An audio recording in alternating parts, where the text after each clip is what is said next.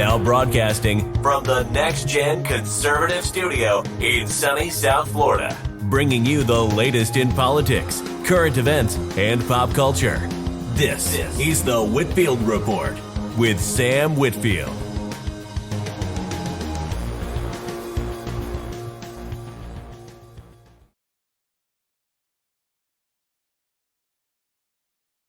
Well, good evening, ladies and gentlemen, and Merry Christmas Eve to you all. I am your host, Sam Whitfield, streaming here on a Christmas Eve, a little impromptu show. This isn't going to be a real long one. Merry Christmas Eve to you all, and if you're listening to this either on Christmas, I don't know why you would be. Hopefully you have family or friends that you're spending time with. Hopefully you're spending time with them. Or maybe you're listening to this on Tuesday, the day after. Maybe you've opened presents, and you have time and you're turning into this podcast. Either way, I appreciate the fact that you are here with us for your Christmas Eve and or Christmas Day, and very honored to have you here. So I'm going to keep the show pretty low-key and light tonight, but there just are a couple of things I want to cover. Since I won't be doing a Monday show tomorrow, with it being a holiday, I figured I would do the show for you tonight that usually would be done on Monday. So anyway, first thing is first, ladies and gentlemen. We mentioned this a bit on Wednesday's show, but the Colorado Supreme Court has decided not to put Donald Trump's name on the Colorado primary ballot. They have struck Trump's name from the primary ballot in Colorado, and many conservatives are upset that this is, unconstitutional, which it absolutely is. And, it's a dirty tactic from the left to keep Trump off the ballot. I get that. However,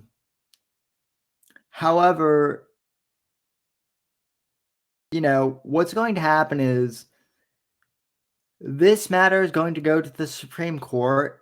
The Supreme Court is most likely going to decide that what Colorado is doing is unconstitutional and they cannot do it. So they'll probably strike down Colorado's decision and force them to put Trump on the primary ballot.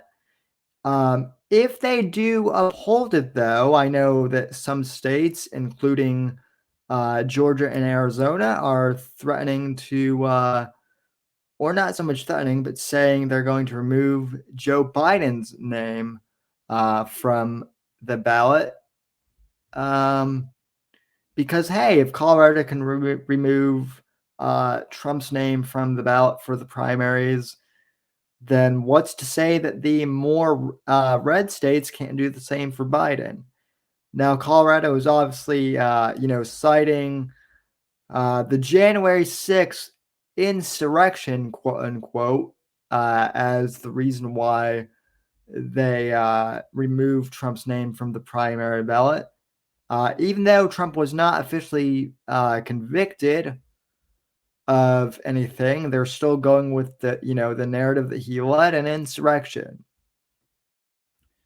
So that's the excuse that the Colorado Supreme Courts are using. More conservative states like Texas and Georgia and Arizona are saying that they're going to remove Biden's name from the ballot. They're basically citing the fact that Biden has let illegals cross the border, which in Texas, I believe that constitutes treason, and a couple other states are going along with that. So basically, the Democrats have said that, they're going to remove a candidate from the primary ballot. And the Republicans are saying, well, if this gets upheld by the Supreme Court, then we can do the same. And you know what? Like, I'm all for that. If the Democrats want to play dirty that way, then the Republicans can play dirty too. But my prediction is that this is going to go to the Supreme Court. This is going to get struck down. Trump's name will be on the ballot for the primaries nationwide, irregardless. And even like Bill Barr and even Gavin Newsom have said this is bad precedent. So you know that when Gavin Newsom is saying it's bad, that it is bad. Now, I'm not saying that like that's good per se that Gavin is saying that. I know he has ulterior motives. The reason why he's saying that is because he wants to be the one to face off against Trump in 2024, and he wants to be the one to take down Trump. And if you don't think that Gavin Newsom is going to run, well, I've got news for you. I've got an igloo in Florida that I can sell you. So anyway, at any rate, I don't want to get too much into politics since it is Christmas Eve, but I didn't really get much of a chance to talk too much about Colorado, so I briefly wanted to cover that for folks and just kind of let people know my input on that. So moving on to lighter topics and a little bit of humor, Tucker Carlson put out a Christmas episode of his show, a Christmas Eve special. I've seen it, and many other people have. But for those who haven't, maybe they've been busy shopping all day, last minute gifts, yada yada. You might not have seen this. And I want to do some commentary on it because to me it is humorous. It is satirical, and I think a lot of people are kind of over analyzing it. So, people have asked my opinion on this. So we're going to go through this and do some analysis on it. By the way, Max Sand is in chat. He says, Merry Christmas. And he also says, you didn't get much chance to talk about it due to our 5-hour conversation. Yes, our 5-hour conversation with Mr. Craig Bob. Very good episode, especially considering it's the end of the year practically.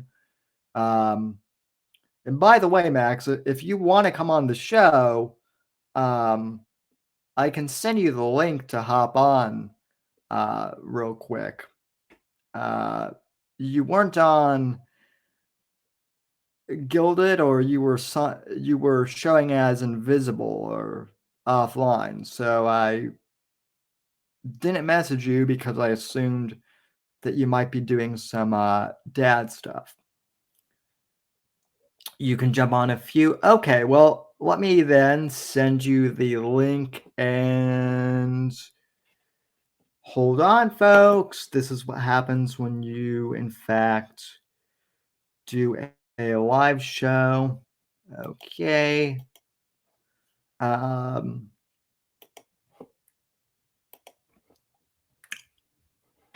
let me go into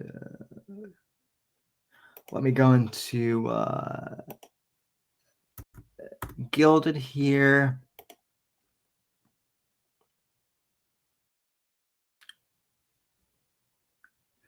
And I'll send Max the link. So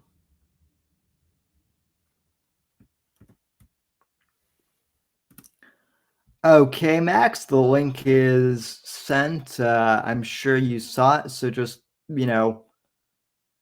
pop on, and when you're ready, and I'll let you, I'll bring you on, of course.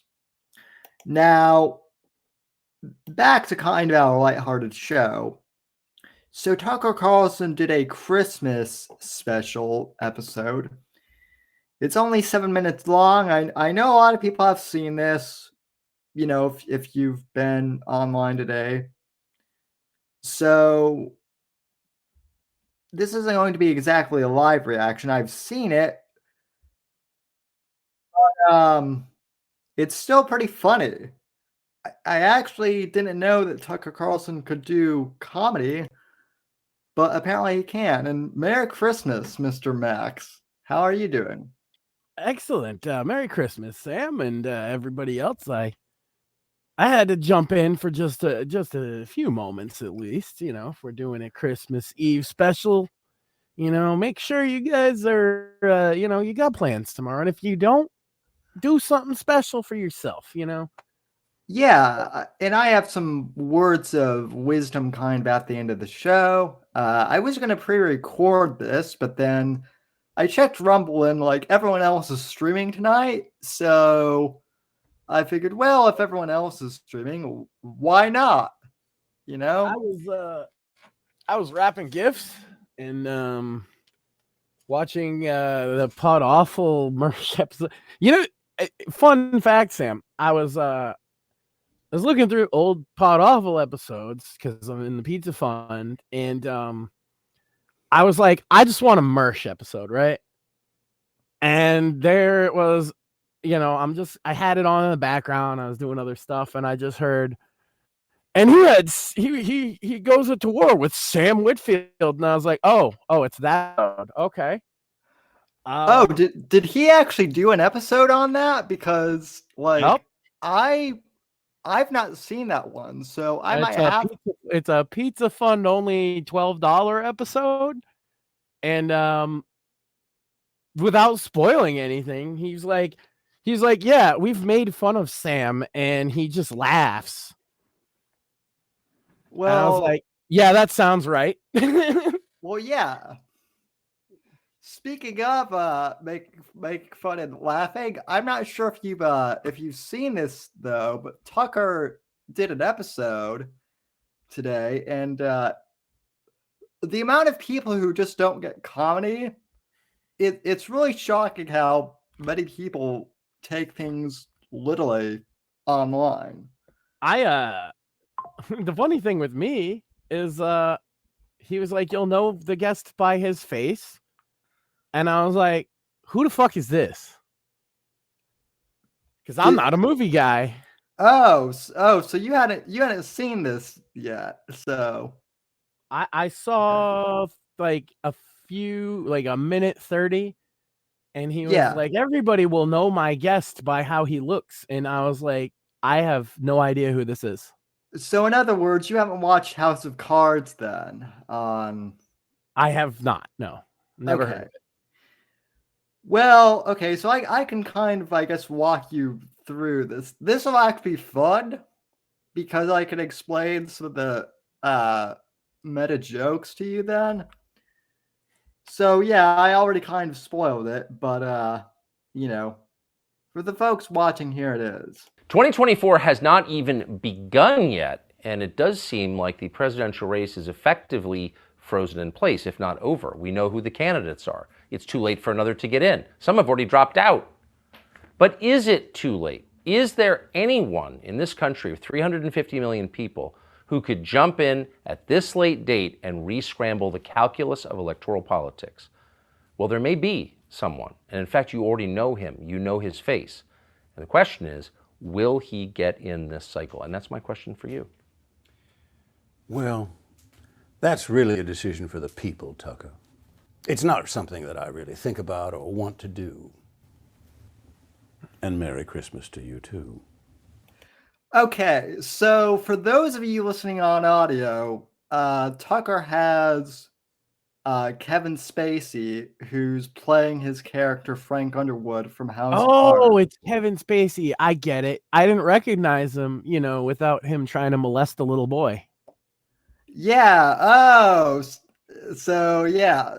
Okay, so that's a good one. Sorry. I had to point out the obvious fact. No. Yeah. No, I get what you mean by people not understanding a joke, but a lot of what I saw people saying is, don't you know that he's a gay pedophile? Well, allegedly, and that's the whole thing. Yeah, allegedly. Yeah. Yeah, but not his character from some show like Kevin Spacey himself. Right. Right. If it was a character on the show, I wouldn't have made that joke, right? Right. Well, that's the thing. I don't think people realize. Basically, I'll just kind of get to the point right away. I don't think a lot of people realize that Tucker was interviewing a character. People were getting mad that Tucker was had Kevin Spacey on because you're platforming a pedophile. He is. He is. Yeah. Allegedly, but allegedly. Yeah. I mean, there's that's not untrue. Right. So these same people who are getting upset that, that some people won't platform and, Nazis are getting upset that Tucker's platforming an alleged pedophile. So I just don't believe in the no platform thing at all. I think it's stupid. When you have a guy like this on, character or not, that's the first thing. It's the last bit of news they know about him. Yeah, right? and also, I hate to say this. Well, I want to point out he would get the same reaction if he had Michael Jackson on. Yes. Well, right? I also want many other people. I also want to point this out too. Like, I'm not endorsing anything that Kevin Spacey allegedly did, but I can also separate art from the person. Sure. And Kevin Spacey has been in several movies and shows, House of Cards being one of them, that I absolutely love. Well, look, hey, if you're never going to watch anything that was produced with any pedophile again, then you just have to do what I do and not watch any movies. Right. I hate to break this to you all, but that's the reality of it. If you're watching a film, somebody involved from Hollywood, especially somebody involved with that film is a kid diddler. Yeah. Like, certainly, and probably everybody knows it too. Yeah. So, and we used to we actually talked about this recently, like separating art from, people. Like, we've actually talked about this kind of verbatim. So the one time it becomes almost impossible for people, though, is when it's pedophilia involved. Yeah. Yeah. Whether it's allegations or not. I mean, like, you can say what you want about Michael Jackson, right? But in the courts, he was always found innocent. At what point does that matter to the average person? It doesn't seem to, because they'll still tell you that he was a kid diddler, right? Well, and same thing with Kevin Spacey. Like, he was actually found not guilty of all charges, from I understand. Right. And then, but the average consensus is not going to be to follow all of that. They're just right. They're just gonna, like I did there, and that's why I did it that way. I was like, oh right, I didn't recognize him without him trying to molest a little boy. That's Yeah. the average person's mentality on people like that. And that there is one thing that will make separating the art from the artist hard, and it's when you're nasty to children. Yeah. I think a lot of people actually also, harming animals is another one that they will not separate the art from the artist. Or murdering women. O.J. Simpson comes to mind specifically with that. So. Or Chris Benoit, right? A lot of wrestling fans, will tell you, oh, but he was a great wrestler, and he was one of the best. I would, me and my brother would mark out when his music hit because you knew you were in for a good match. Yeah, but I can't look. I'm sorry, I can't separate that art and artist from the man who murdered his wife and autistic son. I was watching Jingle All the Way last night, which has the late I'm blanking. Oh, Phil Hartman, and Phil Hartman wasn't a criminal or anything, but sadly, Phil Hartman is known because he was murder-suicided by his wife, and I believe it was after Andy Dick gave his wife a whole bunch of coke. I mean, never mind. Yeah, never mind. Hollywood shit. Yeah, right? yeah. The kind of see, that's the kind of thing, though. None of us live lives like that, right? Only Hollywood people can, and we just accept that. Like, none of us are like this. Like, it's very unlikely you're gonna get the Kevin Spacey accusation. You know what I mean? It's very unlikely because you just don't put yourself in situations that might even look weird, right? But like Hollywood people, I truly believe this, that there's an element of like never ever being held to account for their actions. And so when people do see something wrong, that's why they have a hard time separating art from the artist, because these people don't get held accountable, generally speaking. And we all know they're shitty people. Like, we all know these A-list actors are mostly really shitty people. Yeah. Yeah, but we give them a pass anyway. Why? Because they can read a script good? Well, I mean, I don't necessarily give them a pass for you watch their movies. What they did. Yeah. Right, that's a pass. You're still employing them, essentially. You're buying their product. Yeah. Well, I mean, unless you like bought their product before they were accused, that's kind of what I mean. So, like, sure, I think for a lot of people, they won't go back and watch old Kevin Spacey shit either. You know what I'm saying? Like that. Yeah. And I'm not even saying they're right for this kind of line of thinking, but that's just how it is, you know? Yeah. You get that kind of accusation, and it's gonna fucking follow you for the rest of your life, whether it's true or not. Yeah. I mean, it's gonna be that one guy at a party who, he's not very funny, he's not very smart, but he's got 3 Kevin Spacey jokes. Like, yeah. And that's his whole identity. He's the guy at the party that has the Kevin Spacey jokes or the Michael Jackson jokes or whatever, insert fallen celebrity here, right? There's one guy who those are the only jokes he'll ever come up with, and he tells the same ones at every party he goes to. Yeah.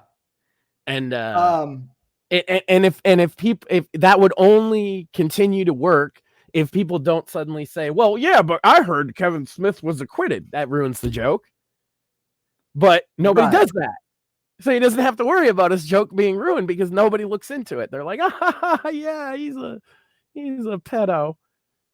And then they would go and watch his new movie too. Yeah. Now, what I don't at first maybe I thought that this was just like a green screen or something. Like old clips from the show that you mentioned. Yeah, or something. No, it does seem to be he really got him.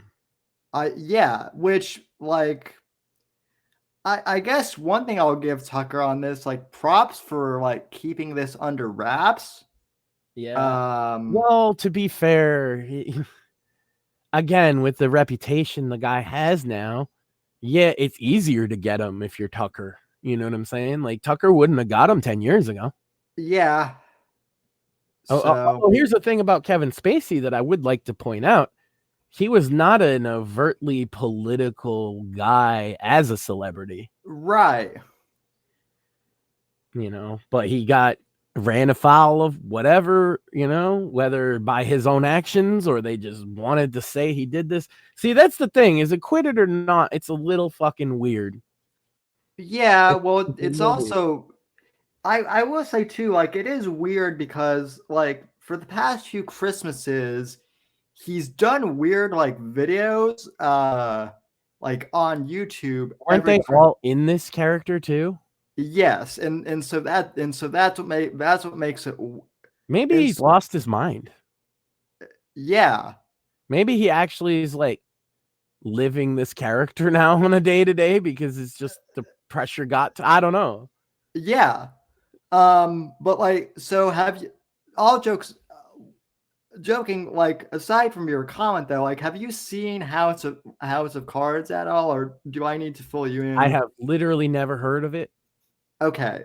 So basically he plays a Southern Democrat congressman who basically it's him and his wife, and they're basically the Clintons.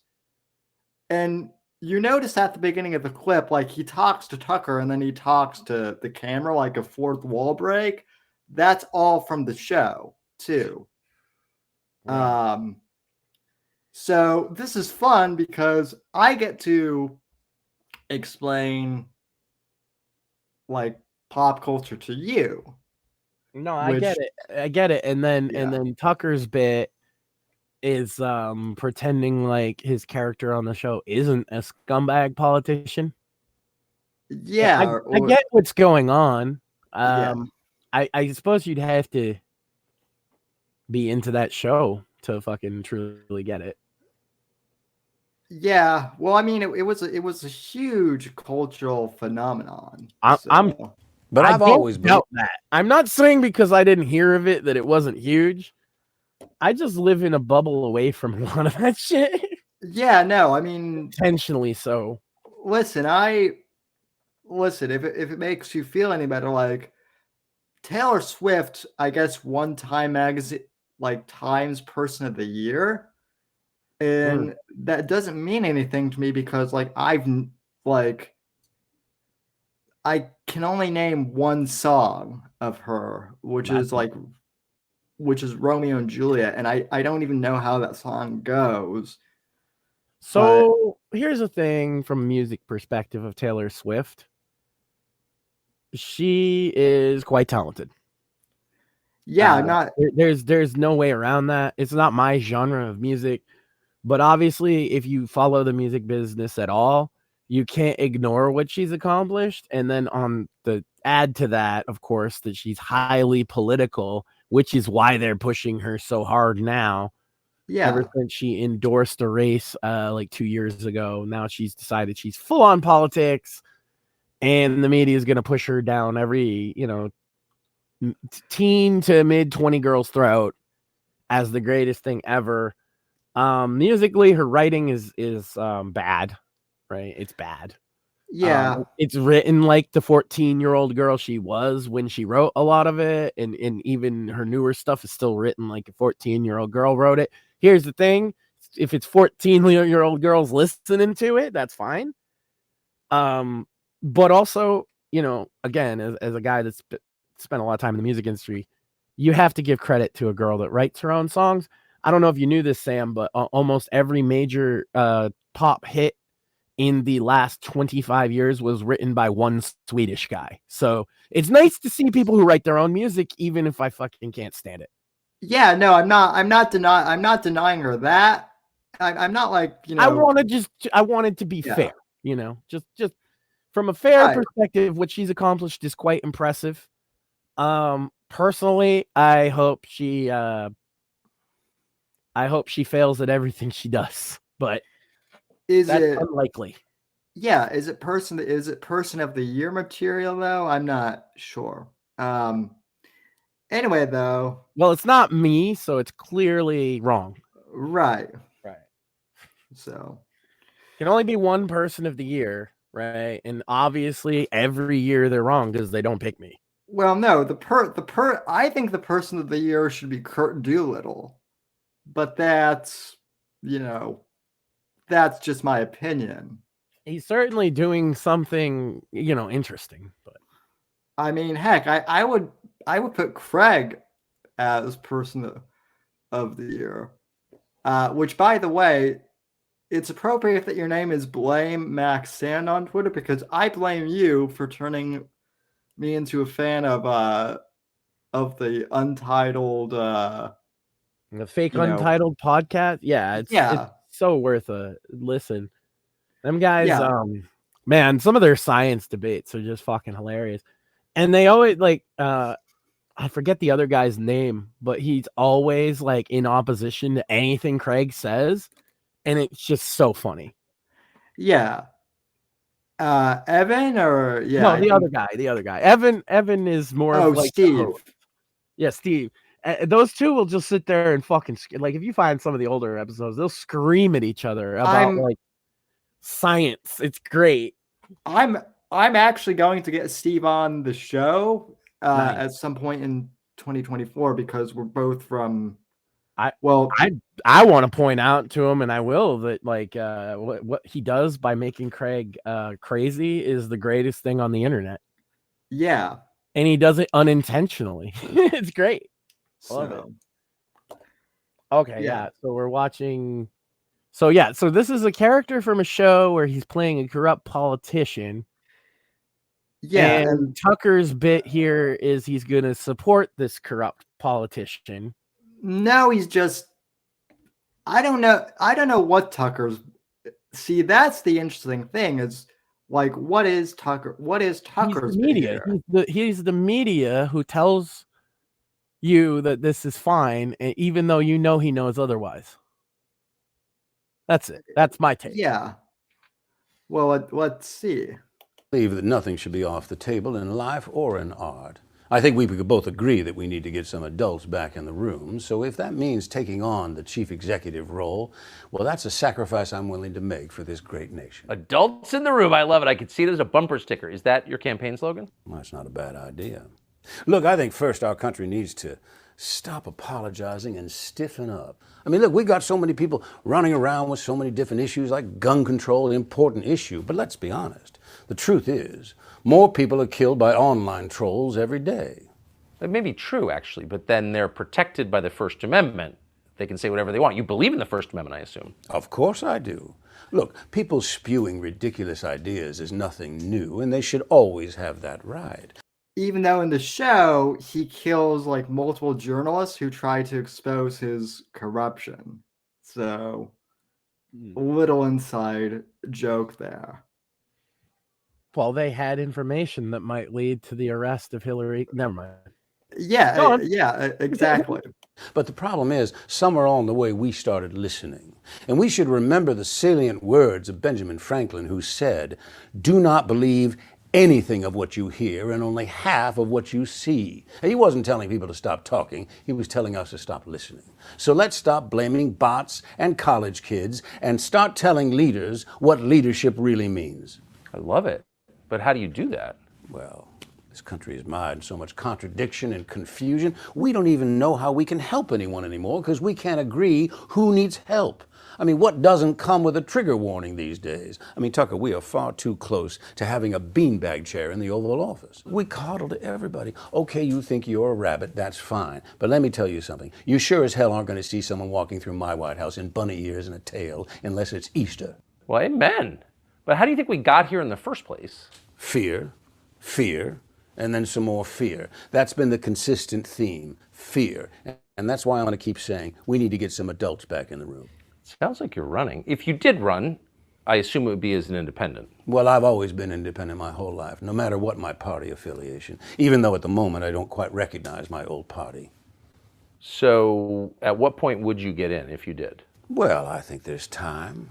I've never been afraid to show up a little late for the dance. But lots of people want to be president. What would you specifically bring that others aren't?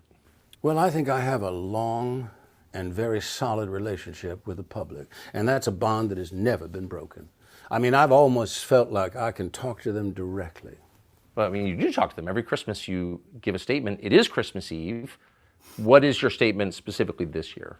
You know, Tucker, I think it's just good enough to sip some eggnog and decorate the tree and listen to White Christmas and embrace all the things that make this such a special day.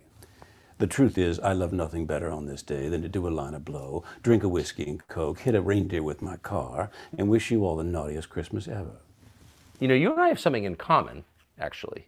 Oh, yes, we both got canned by our network. True, but they actually tried to kill you. Yes, but here we are, Tucker, bigger than ever. So looking back on all the drama, do you think that legacy media played a role in what happened to you? Look, I think they're trying to do their best to stay relevant. Look, platforms like X, I mean, you move information around so quick that everybody else is just playing catch up. Legacy media's diligence has turned out to be they just cut and paste what some trusted outlet does. I mean, look, this will be a good example. Watch how they report on this conversation. There'll be 1 or 2 headlines that get repeated over and over and over.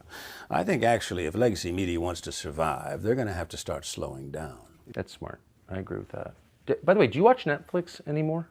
Probably as much as you watch Fox. Fair. So that doesn't mean that you're gone though from Netflix. I don't even know if you're aware of this, but every time a person pulls up the Netflix app, you're there in some way. Have you seen this? Yes, you know what that is? Boom, boom. So it is bizarre that they decided to publicly cut ties with me on allegations alone, allegations that have now been proven false, because I don't think there's any question. Netflix exists because of me. I put them on the map and they tried to put me in the ground. Do you think within Netflix and the leadership suites that your influence is still felt? Well, according to your research, my influence is felt every time every customer opens the app. I'd say that's pretty powerful. Oh, that's true. When are you getting back to work, by the way? Oh, I've been back at work from the moment we started talking, Tucker. So does that mean this is like an episode or is it real? Well, it's probably a little of both. I mean, Tucker, what's true, what's false? What's life, what's art? What's real, what's performance? I love it when these things intersect because then it gets interesting. What role do you see yourself playing going forward? I will play whatever role the public wants me to play. And what about you, Tucker? What role do you want to play? I mean, if I run, I'm going to need a vice president. I'll sleep on it. But, I mean, people have already gotten out of the race. People have dropped out already. Have you thought? What do you think of those? Well, you know, it's a little bit like jumping in the jacuzzi with a boner. You know it ain't going to last forever. So I wasn't surprised when Mike, a little too pensive, jumped out right away. I wasn't either. But what about the candidates who are still in? Well, I like Vivek, Drain the Ramaswamy, and Nikki Haley is tough. She's no doubt learned a thing or two by watching me. But I think in the end, we need someone in the White House who's not afraid like me, not afraid to push our country or a journalist in the right direction if it comes to that. I sure appreciate your coming on. It was great to see you. Thank you. Well, thank you, Tucker. I only showed up because I was told I would get to be on X. Not the drug, not the platform. I was curious as to what Tucker on X might be like. I have never tried that. Well, you wouldn't be the first guy to tell me you'd never tried that before. So that broke the internet today, I guess. Yeah, I just went and typed in Kevin Spacey to see what they were saying about it. It is pretty funny. Let's see, Variety, Kevin and Spacey and Tucker released bizarre Christmas video. HuffPo, Kevin Spacey and Tucker team up in weird. They love to say that it's weird. I agree, it is weird. It is, but like that's Kevin. Like we said, that's Kevin Spacey's thing now, is like doing this character, and he does it like every Christmas Eve, like now, whether it's so or. So can I just say that yes, he didn't get. By the way, it wasn't a criminal charge, so he wasn't acquitted. He just won a lawsuit. He did admit to the allegations, so I don't feel bad saying gay pedophile. He said that I just had it up too, but he essentially said that, oh well, if that happened and I was drunk, I'm really sorry. And also, turns out, yeah, I'm actually gay, and now I'm gonna be gay. Oh yeah. I do remember when that happened. So it was the same thing. He said that if this happened, the specific allegation being leveled against him, he said, if that happened, I don't remember because I was really drunk, and so I owe you the sincerest apology. Bro was 14. Probably not the best way to put it, but yeah.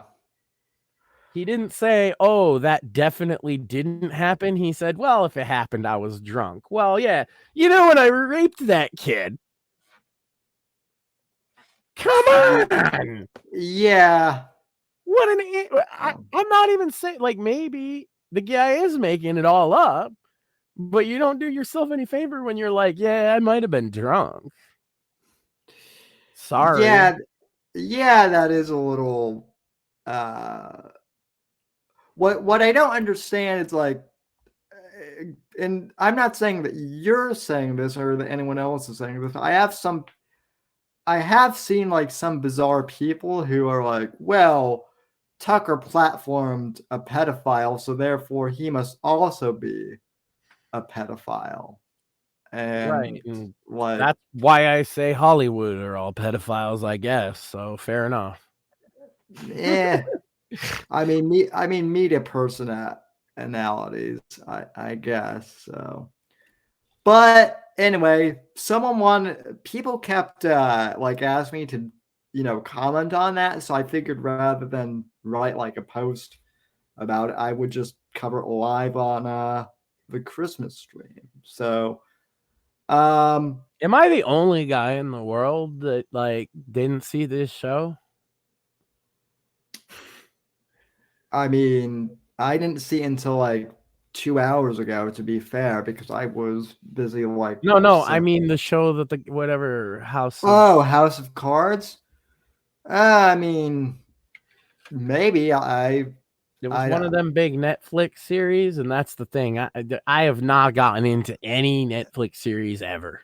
Listen, I'm not even sure I have I think we have Netflix, but I wouldn't know how to log into it.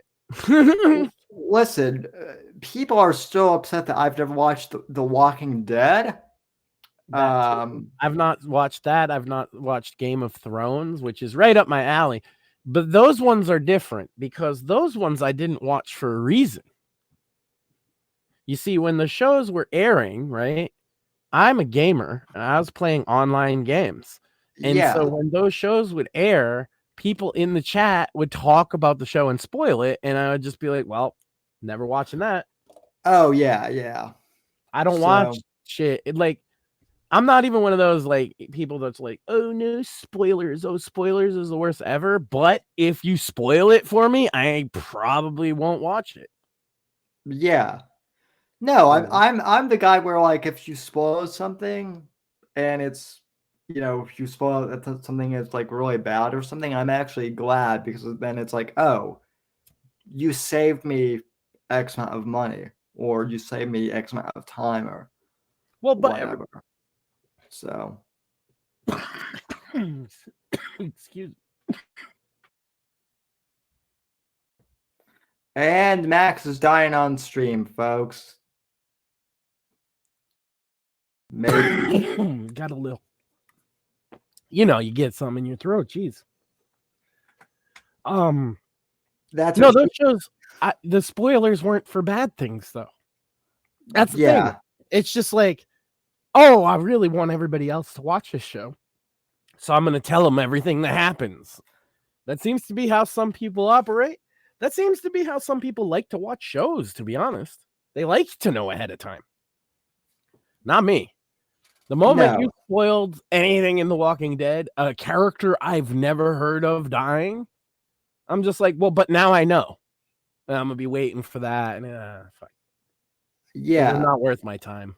I had no idea that Meghan Markle or whatever her name, the new like princess or whatever, I had no idea that she was an actor.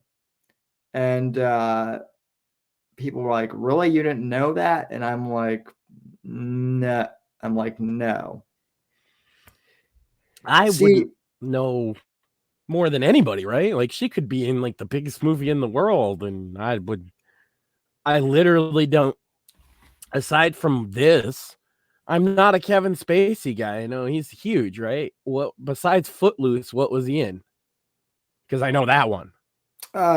he was in like L.A. Confidential.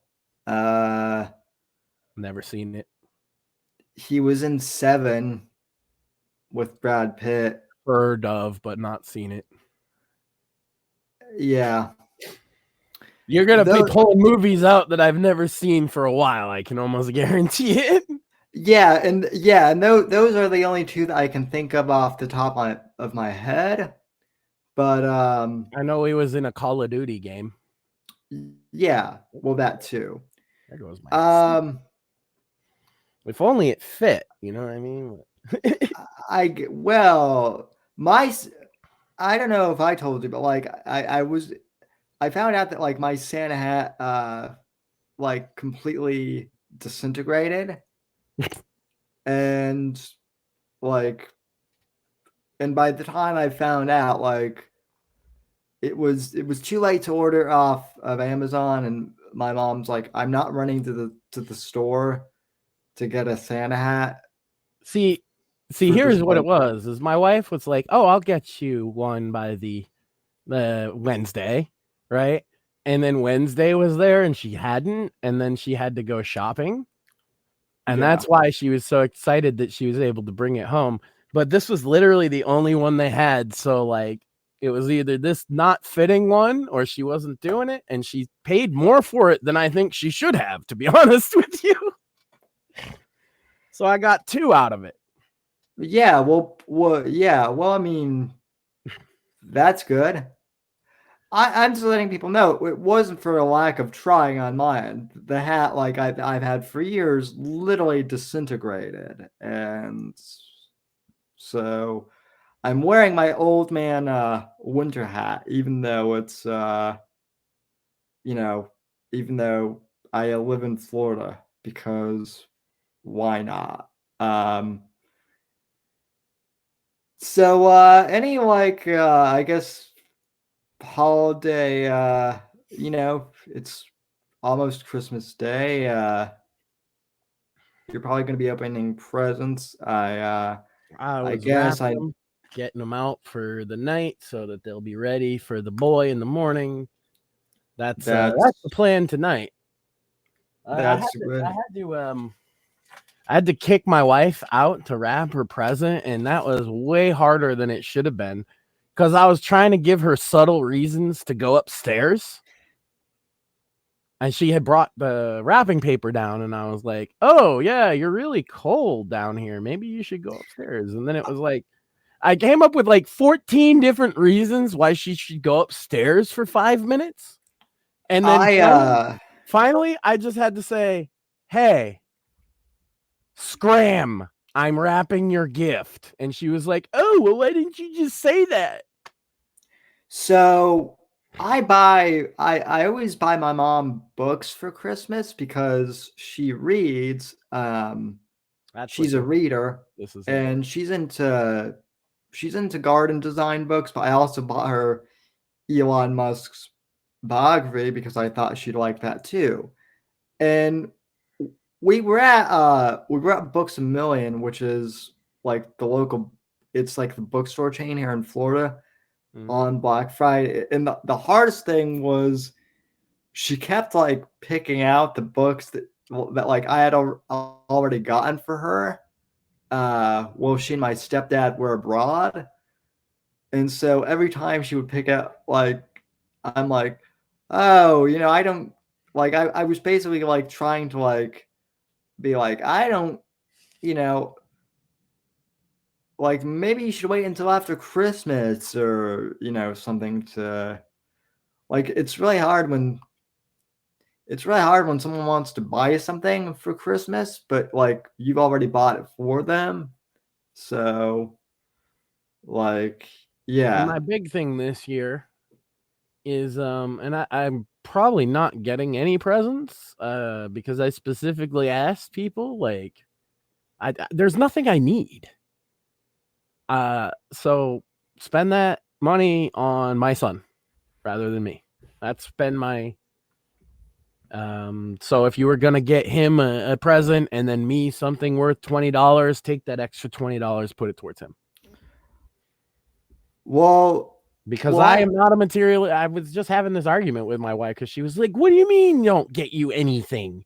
And I'm like, "Look, if you get me something, that's nice. I'm not gonna be like, oh, fuck you, you got me a present. I'm just saying, right. I am at a point in my life as a 40-year-old man that I don't need things on Christmas. Being together is more than enough. For example, I helped her pick a present for her mom. Recently, her mom has had some issues with a friend of hers being a bit too in her space, let's say.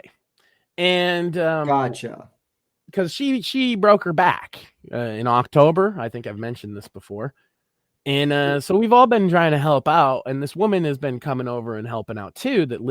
She lives in like an old people place by herself, and so this other woman there is helping her out. I don't like the other woman, but then there became this problem.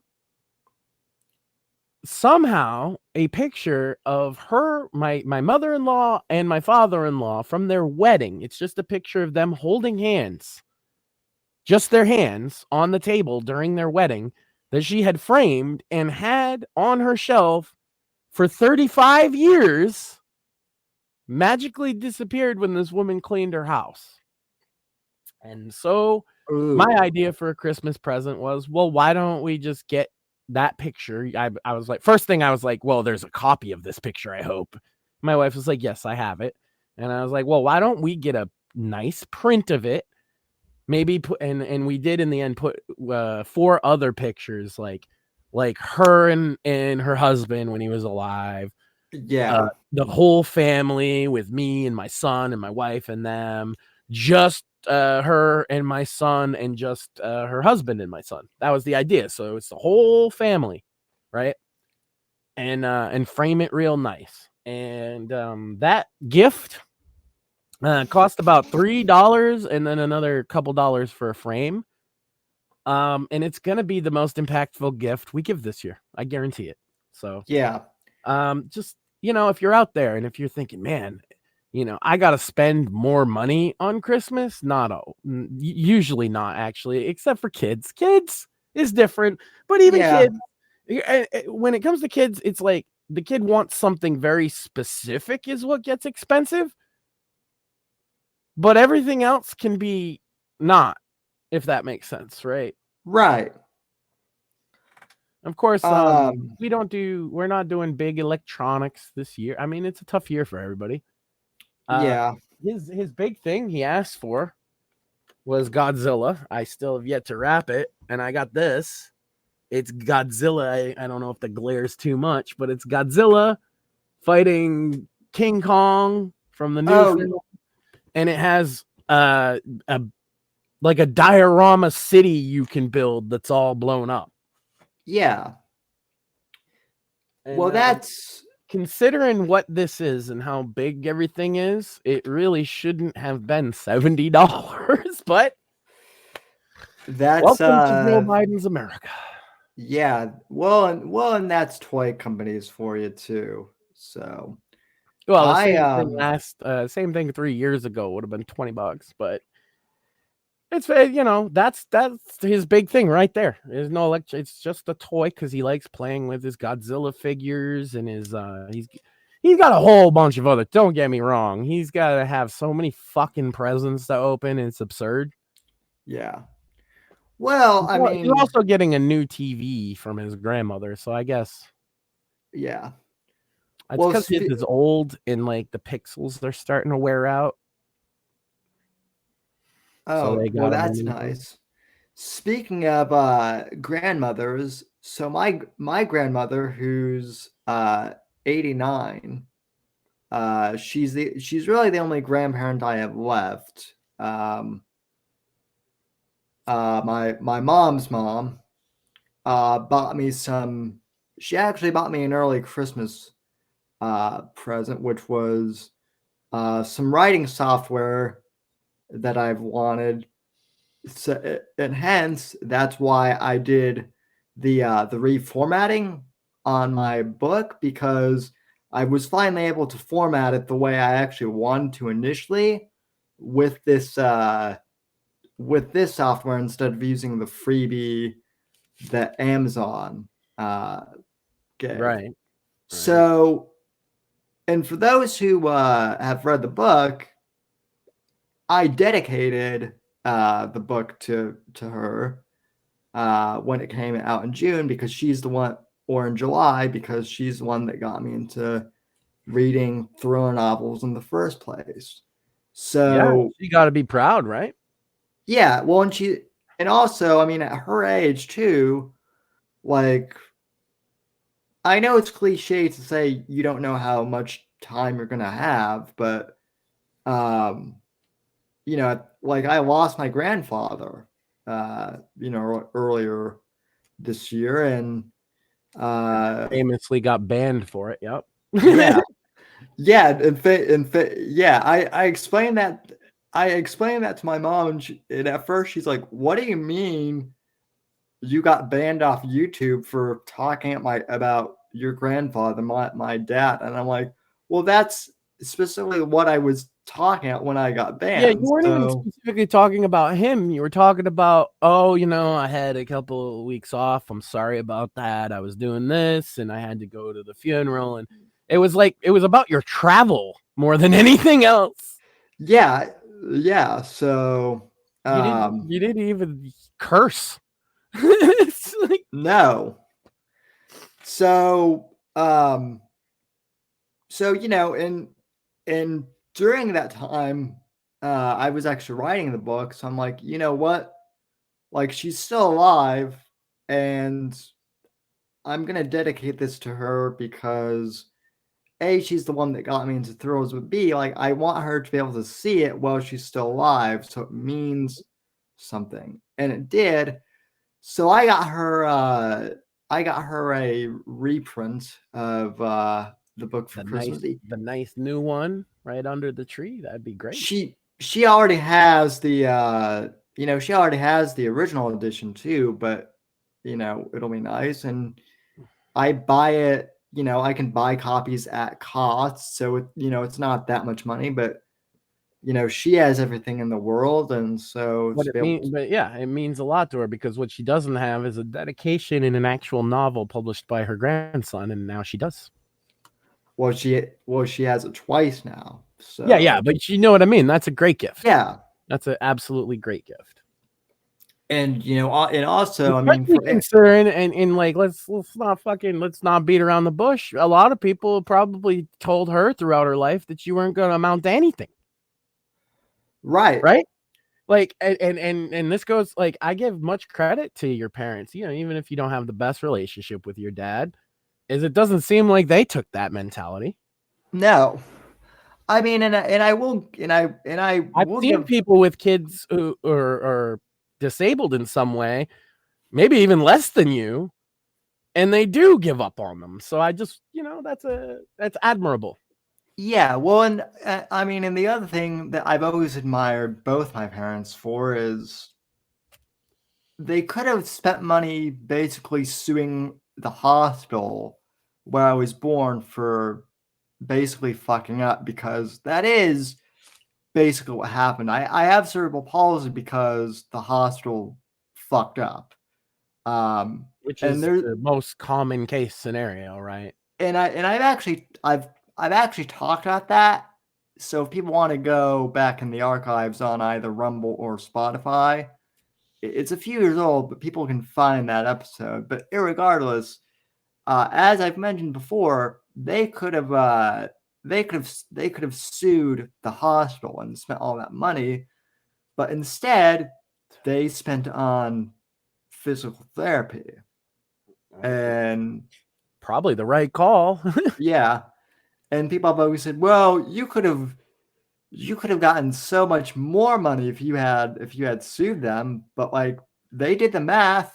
If you didn't go in on physical therapy, you might not be here today. Right.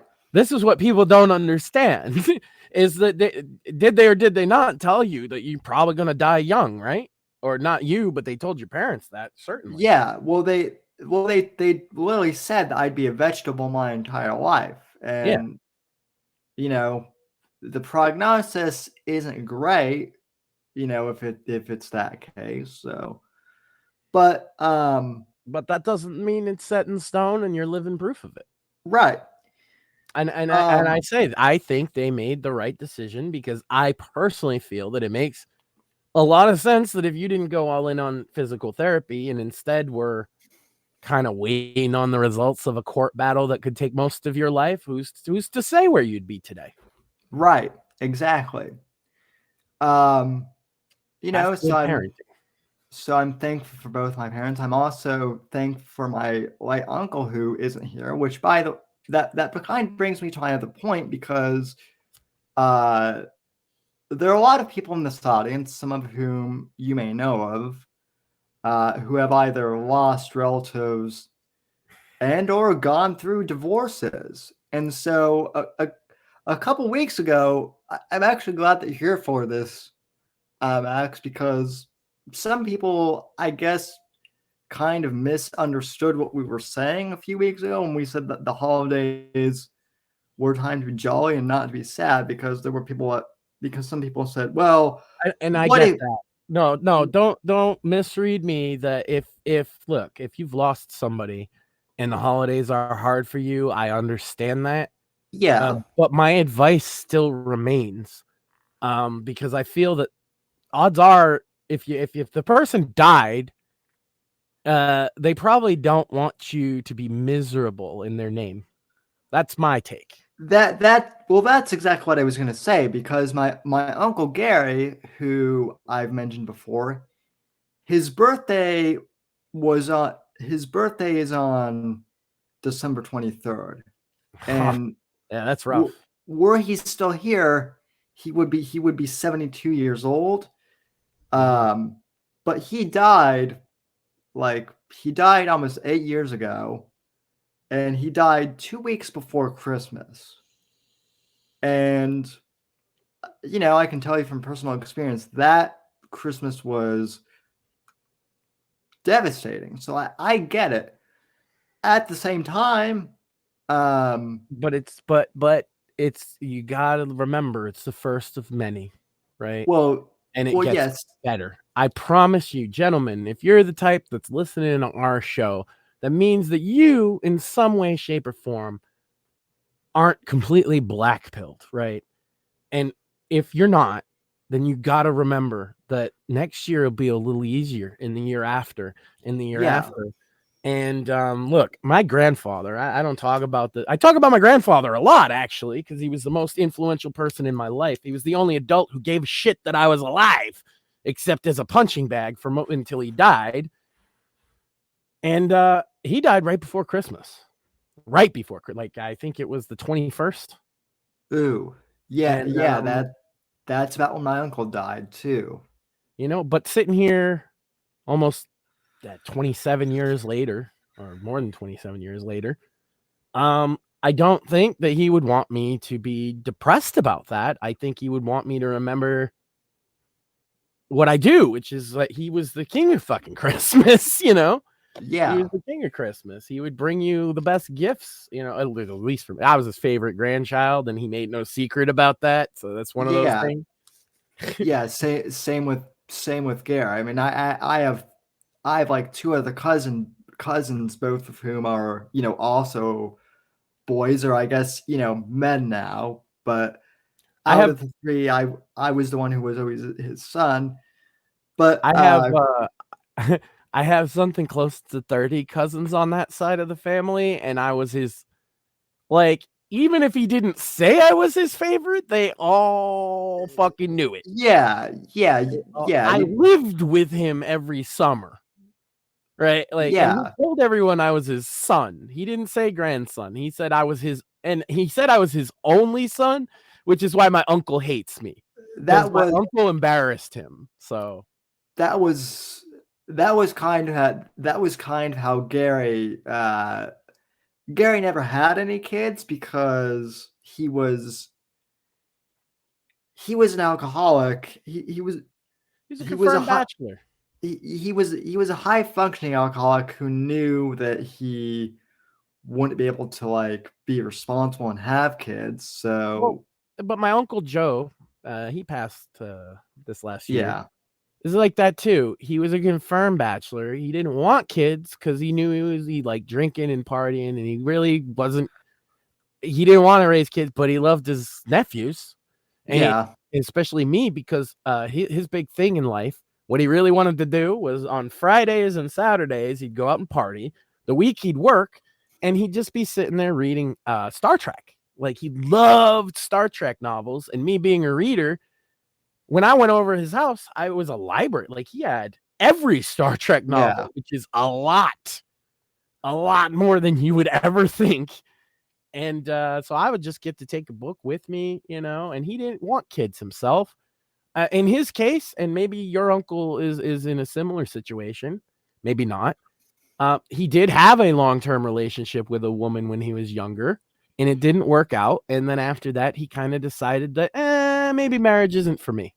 Gary actually was married. There you go. And they never had kids, and it was one of those things where between his alcoholism and the fact that she didn't have any kids, my aunt at the time, Juliet wanted out of the marriage, and my grandparents like hated her for it, but my dad and I both understood, and even Gary understood. Well, that's what I was gonna say. It sounds a lot like with my Uncle Joe. Again, they weren't married, but he was living that kind of life. He wasn't looking at having kids anytime soon. She was at a different place, and she couldn't live that kind of confirmed bachelor lifestyle. I was actually getting into this with you about your friend Nash not that long ago. Where he says that his intent is to be a confirmed bachelor. I actually support that. The reason you don't hear me talk about it a lot, for those that are in the audience and are like, Max, I've never heard you say this before, is because I'm talking to guys who clearly want not to be confirmed bachelors, right? And I don't want that, so I can't give that advice. But you have to understand that there's some men aren't family guys. They just aren't, right? And maybe if they became them, they would actually be bad at it. Or maybe they just don't want that, There's nothing wrong with that, except there's a couple ground rules, right? Is you don't want to go getting a bunch of women knocked up if you're going to do that, right? You don't want to have a bunch of kids that you're not taking care of. That's one. And then and then two, is confirmed bachelors tend to get really, really, really lonely, especially later in life. And if you're one of the people that can't handle that, then it might be that's not the path for you. But there are some people that they're just fine that way. And I will admit that is kind of, and if Nash is listening to this by chance, I don't know if he is or not, but and since he's not accepting DMs, I'll say this publicly, but that is one of my concerns is, yes, later in life, some of these bachelors do get lonely. They can't cope, and that's exactly what happened to Gary. So it is a double-edged sword. With that being said, it was his, I was angry at him when he died, and it took me a few years to realize that it was his decision, and I forgave him, and now I try and live But live that's what I up was to going to him. say. The one thing about bachelors that I find who seem to have been happy with that situation, your uncle's an example, mine is an example. They found that sense of family through nephews, nieces, etc. If you can find that sense of being a part of a family still, it seems like you could, and you're the type of person that's like, you got to be predisposed to be okay with being alone anyway. Some guys are, right? Well, that's the thing though, is Gary. I mean, it's complex because Gary was, but at the same time, he dealt with loneliness, which is why he drank too. So, Right. Again, it's a double-edged sword. To do the bachelor thing, the confirmed bachelor rite, is very, very hard to do without ending yourself up in like a really depressive state. And I hate that. But there are guys that like it's perfect for them. So Yeah. I just think So that if you're not that guy, and most of the people watching this aren't that guy, most of the people I talk to aren't that guy, because most guys aren't that guy. my other advice though is if you've lost a relative over the holidays, and I do know some people who have lost relatives today. In fact, I hate to say this because it might seem like I'm diminishing what you may be going through if you're in this situation, but there's always someone who in fact has it worse. And what I mean by that is I lost my uncle on December 21st 8 years ago. And I was really sad, and I thought I was having the worst Christmas ever until like 2 years later, two of my friends from high school lost their mom in a car accident on Christmas Eve. Yeah, that's rough. Now, I'm not necessarily saying that losing Gary was any easier, but it's like, wow, they lost their mom on Christmas Eve. Well, and you can go further to that. This is why I always say modern people are such babies. Okay? If you were born in a certain place in a certain time, you lived your entire life from birth to death with somebody with a fucking whip behind you telling you what to do. And that wasn't that long ago. Or how about this? 100 years ago, if you had 3 children, one of them is going to die before they reach 18 years old. That was 100 years ago. Did you know that? Yeah, no, I actually did, because Louis C.K. actually has a bit about that's why so many kids, you'll have back in the old days, were named sometimes it would be Steve and Steve, because one of the Steves would inevitably die. And so, oh, this Steve died. Oh, we have other Steve though. He made it, Yeah.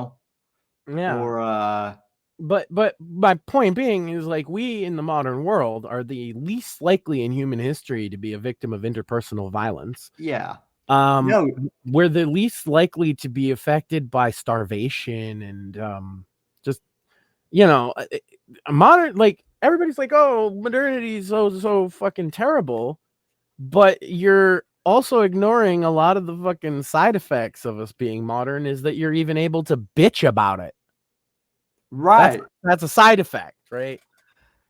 And yeah, there is war and whatnot. We're not ignoring that, but historically speaking, we do still, live. Even with all the wars going on right now, you are still historically less likely to be a victim of violence at the hands of another human being than ever in history. Yeah, we are at the most peaceful time in human civilization, and that right there is a gift in of itself. So, and it's also scary because we see what's out in front of us, and it's like, damn, if it was crazier than this, then that's kind of the unease people feel with it all, and I get that, but you gotta keep things in perspective. I say this about people, like with you, right? Is like, what you consider the normal would be a very big struggle for a lot of people who haven't been through the conditions of life you have. Right. You don't think twice about, okay, I got to go get something, and you just hop down and start crawling. Into a lot of people, they couldn't even fathom that. Right. But to you, that's just, okay, it's Tuesday. Well, I need a beer. And part of the reason for that, though, is because, and I'm not even trying to toot my own horn and say I'm a perfect person, but part of that is because I have seen kids who are vegetables and who are like far worse off. I have as well. And it's kind of like, and at that, I've seen them be labeled as the exact same thing you've got. yeah. If people want to know what cerebral palsy in its worst case looks like, it's pretty fucking ugly. It's pretty heartbreaking. It can even be like scary in some cases. Not so much now that I'm an adult, but like as a kid, I would see some, kids, and I mean some of them. I hate to say it. Am I gonna be that one day? How would you know? Right? Yeah. I the pastor for my wife's family church, he adopts kids, and he's adopted, they're adults now, but he's adopted several with Down syndrome, right? And that's why I say I know people who have given up on their kids for less, because he raised those 2 kids because they were giving up because they had Down syndrome, and the parents were, we can't fucking handle it. Yeah. Those 2 kids now, by the way, one of them is a head administrator at a homeless charity, and the other one is basically the understudy with his dad to become the preacher for the church. Wow, that's impressive. These were, and they're wonderful people, and they give me the biggest hug when they see me and everything. It's but they are not the waste case that the parents who abandoned them thought. They're actually productive members of society, and in fact, probably nicer than the average person, to be honest with you. That's I know that's like a trope, but it's true. The kids with Down syndrome, all grown up, are still fucking wonderfully giving and kind and innocent. Yeah, I mean, now granted, I mean, people with Down syndrome, there are a few exceptions to where they can be assholes. Sure, yeah. And well, no, and what's really funny is it's almost kind of funny though too, because like people with Down syndrome are not as sometimes they're not as intellectually deficient as a lot of people think.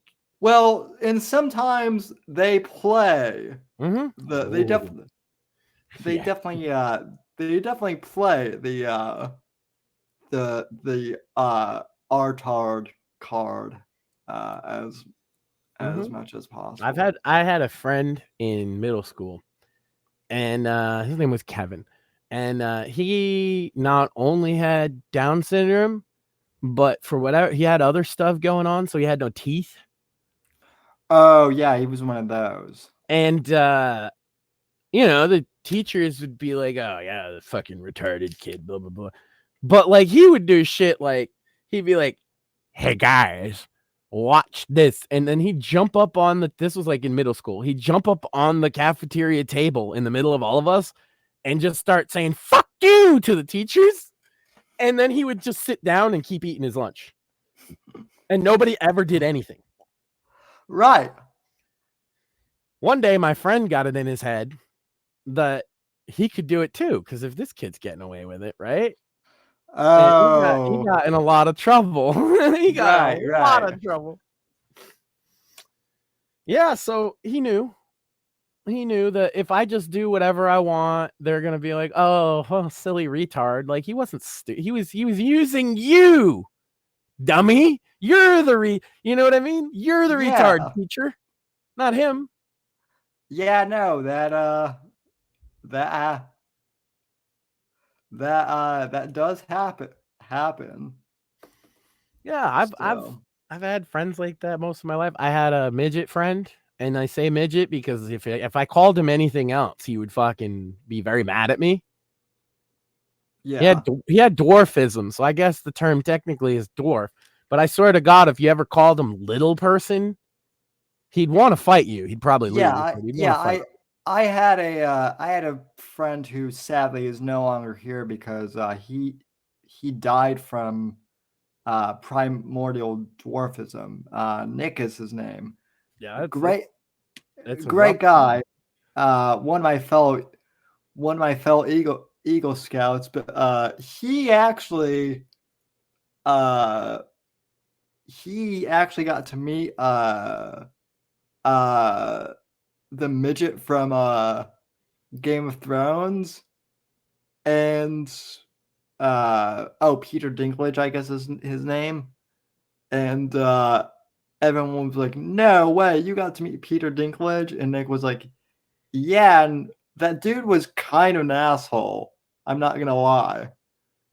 Like, I remember that because everyone just assumes that because because Peter Dinklage is a dwarf, he must be nice, but no, he's kind of an ass." So, well, I actually had a conversation with that in particular with Dylan Postal, I think his name is Hornswoggle from WWE. He was fucking fuming about that, and I retweeted it on Twitter, and it got it to the attention of a couple of like right-wing outlets who don't usually pay attention to this kind of shit. And so he did interviews about it, and he said, "Look, this motherfucker's putting us out of work. He got his, and he pulled the ladder up behind him." They don't like that at all. The midget / little people / whatever you want to call them community, if you will, is not a big fan of him right now. He cost them 7 dream jobs as work.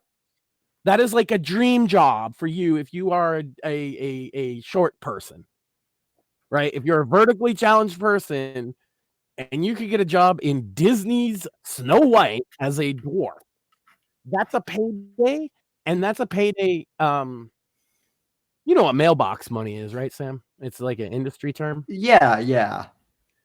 That means mailbox money for the rest of your life. That mailbox money audience and see, I get it from the music industry, but it's in the wrestling industry and the movie. If you get royalties on a thing that you were in forever, you go pick up your check at your mailbox. That's what we mean. And so like Spotify's been great for this in the music world, right? Is you just have this constant revenue mailbox money, right? Yeah, it makes it much easier for a band or an artist if they have that to count on to then work what's our next project to make real money. Because mailbox money, I'll tell you one thing, unless you were in, I don't know, Disney's Snow White, it's not gonna be enough to really live off of for most people. I know that seems weird, but example, you have a hit song, right? You have a number 1 hit song.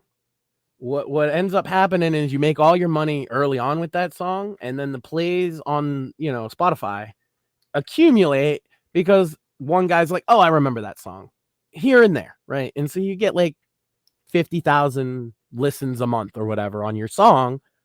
That equates to a couple pennies per listen or whatever. You get a couple thousand. But that's for the year.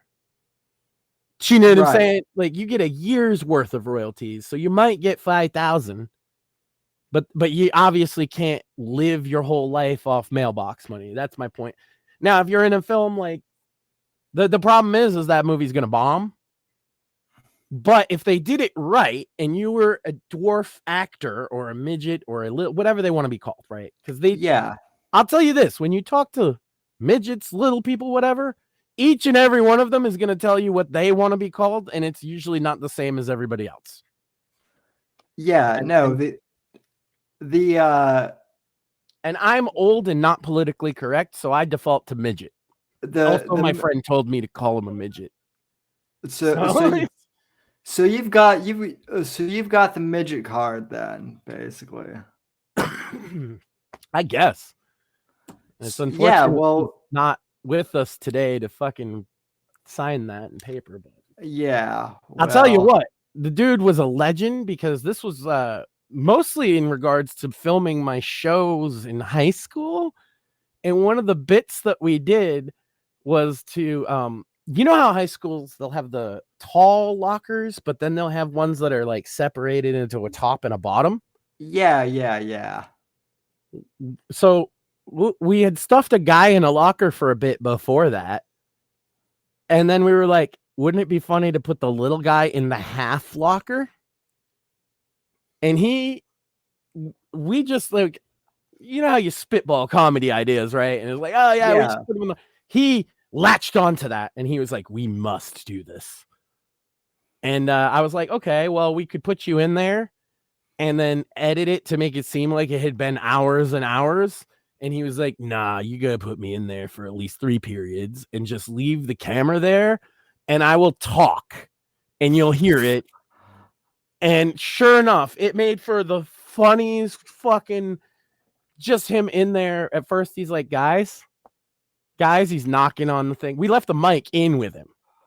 We did a bit with Nick, and oh, I can't believe I'm about to tell this, but basically, so there was this girl he liked, and he somehow he knew her locker combo. And so Nick like had a dark sense of humor, and he thought it would be funny to basically like hide in this girl's locker and then like scare her. That'll win her heart. Yeah, well, you know, we were all goofy teenagers. I joke, but I've been scaring the shit out of my wife for almost 20 years. So, you know, and I don't know how lockers were when you were in school, but when I was in school, like, I guess locker stuffing had become like enough of a problem at that point that like someone decided to make lockers so that if people did get stuff, you could like open them from the inside. So basically, wait, that's dirty. I've been stuffing people in lockers way too long for them to come up with a trick like that. I've been saying people need to get stuff in lockers recently. No.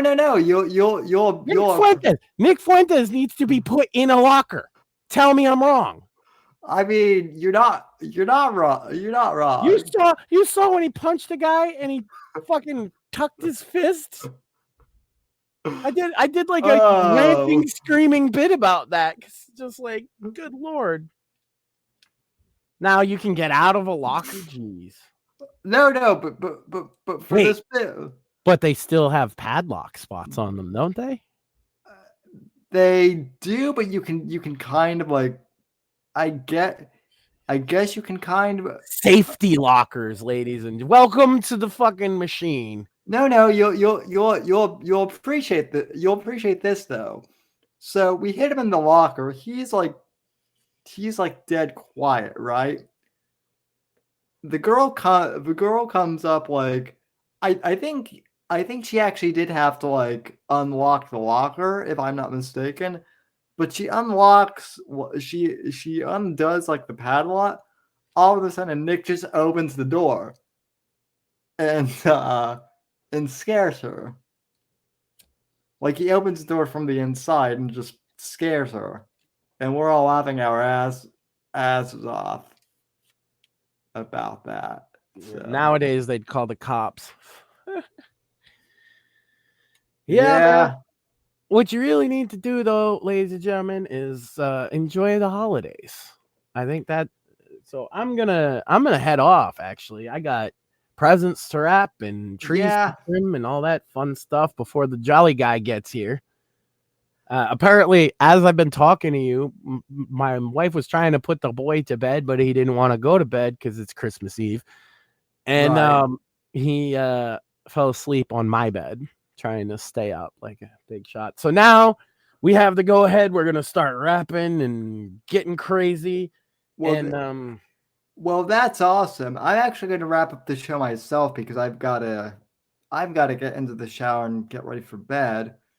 But yeah, I mean, ladies and gentlemen, just enjoy the holidays. If it is tough for you, God bless. But it'll if you're going through something, it'll get better. Time heals and all wounds.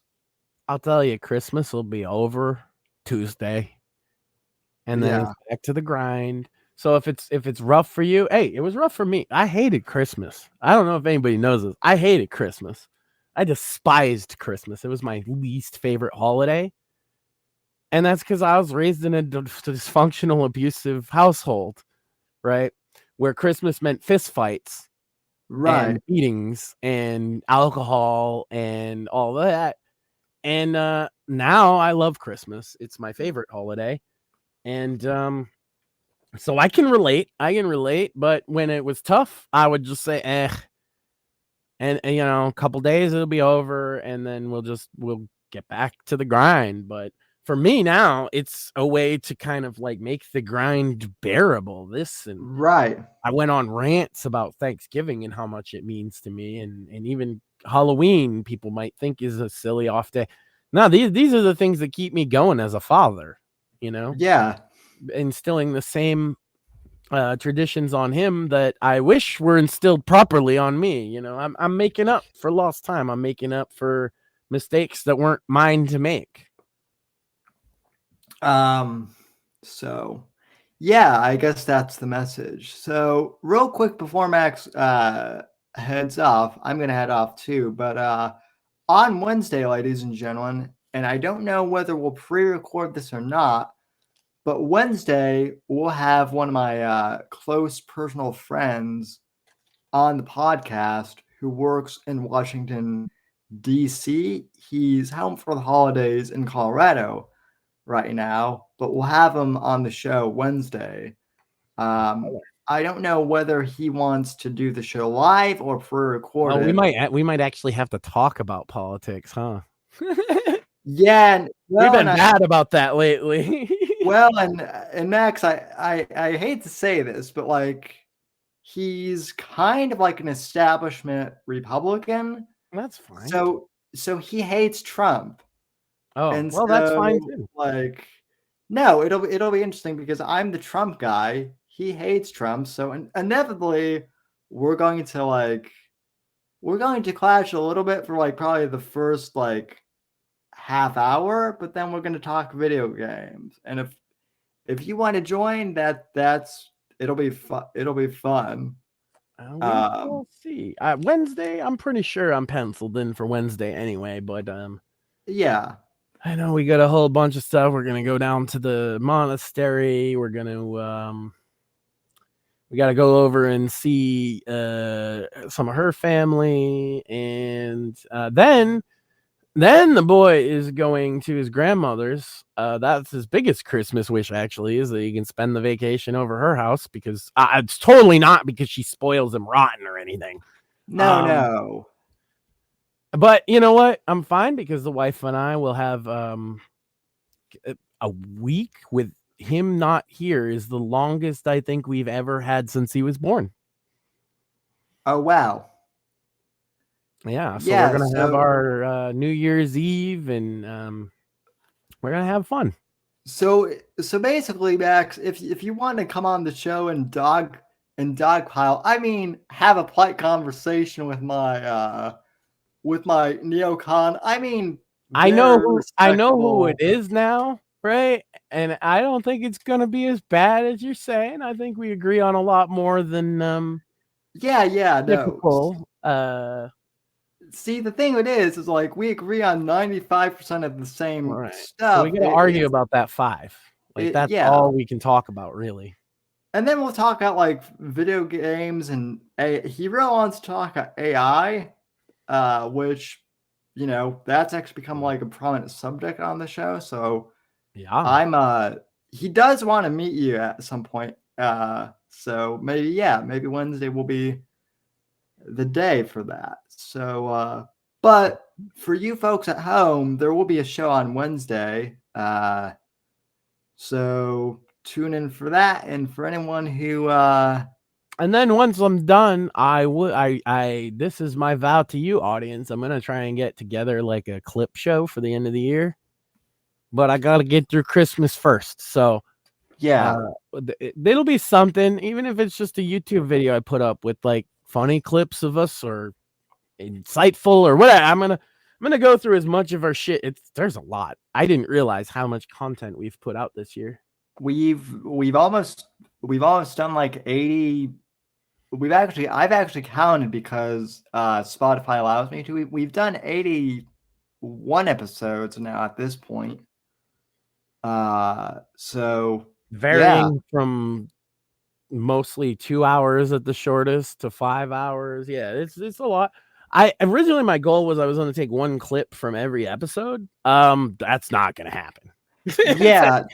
No, there have been some shows where they've been so long that's the other reason why like sometimes I won't upload the Spotify podcast for like a day or two, is because some of them like take a day to like download and then like 4 hours to upload to Spotify. Because we're so professional, ladies and gentlemen. We just talk an extra 3 hours, you know. Yeah. No, my we always say we're gonna do like 2.5 max, and then it's like 5. At least we have kept pretty consistent with the one thing this year, which is any more than 3's a crowd. We've been really good about that. Yeah. And also, if you don't know why, audience, go listen to a show with 4+ people speaking on it, and you'll suddenly see that 4 people is about where nobody gets a word in edgewise anymore. Yeah, and also we really don't cover e-drama all that much, with rare exceptions like that. And now I might have to subscribe to the Pizza Fund now because like I've actually never seen the episode. He watches the whole thing of Mersh going at you, which I had never seen. It's not just the I was nice to you. It's like a so you find 50-minute thing, and Jesse and a lot of like the pot awful henchmen or whatever are commentating on it. Yeah, Porcelain's on it, and Alan Powell's on it. So you finally got to like hear. Okay, so you know a little bit of the Alan Powell lore then. Yeah. By the way, I did run a poll like last week as to whether or not we should have Alan on in the new year. 70% of the poll voted I was nice to you in the poll. Yes. So yeah, that's a yes. Funny thing about that, people who have been here for a long time know, but when Mersh did that rant on me, like Mersh thought I was watching, but I did not know that he went on like a 2-hour rant about me until the day after. I had been, because at the time I was still in college, and it was midterms week. So I was like, I was doing college stuff. So, well, I'd seen the short version, and like I said, I was like, because I watched. First and foremost, if you get into Pot Awful Pizza Fun, the first thing I would ever recommend to anybody is the Red Room's Awfulween this year. It's fucking one of the funniest things I've ever seen in my whole life. But then I'd watched a lot of the stuff. I watched old stuff, and I was like, oh, here's a Mersh one I haven't seen. And next thing I know, I'm over on my because I have multiple screens here. This screen way over here, I had Pot Awful on, and this screen I'm playing my game and looking at, and all of a sudden I hear, oh yeah, and that's Sam Whitfield. He called into the Sunday show one time. We made fun of him, but like it didn't bother him at all. Yeah, that's Sam. Yeah.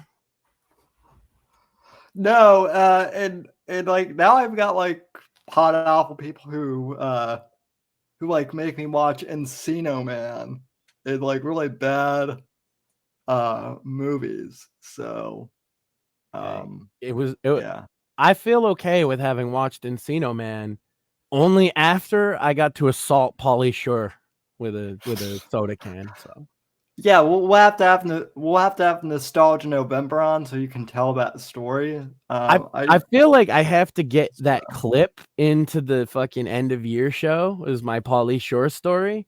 Because I feel like the first time I told it, it actually went over really well. I went back and watched it. I was like, oh, that's better than usually. Usually when I retell it, I skip it a lot. And the build-up is what's important, I think. The build-up to when I'm... Because in real time, in real life, I was literally looking at him talking shit and then looking down at this can and looking up at him and thinking... Like a caveman putting rocks together. And I was just like, oh yeah. So that's very fitting then, considering that he played a caveman in that movie. There you go. So he played a friend of a caveman. Whatever. Yeah. But anyway. Well, Merry Christmas to all, and to all a good night. Yep, Merry Christmas, folks. To all and to all good night. I've always wanted to say that on a broadcast, and now I finally do. So thank you, folks. Have a Merry Christmas. God Go easy bless. on the eggnog. And Merry Christmas to all, and to all a good night. Thanks for listening to The Whitfield Report on the NGC Network. Please visit Sam's website at www.thesamwhitfield.com and support Sam on Patreon at patreon.com/Whitfield Report. Until next time, God bless, God save this great nation, and God, freedom, legacy, in that order.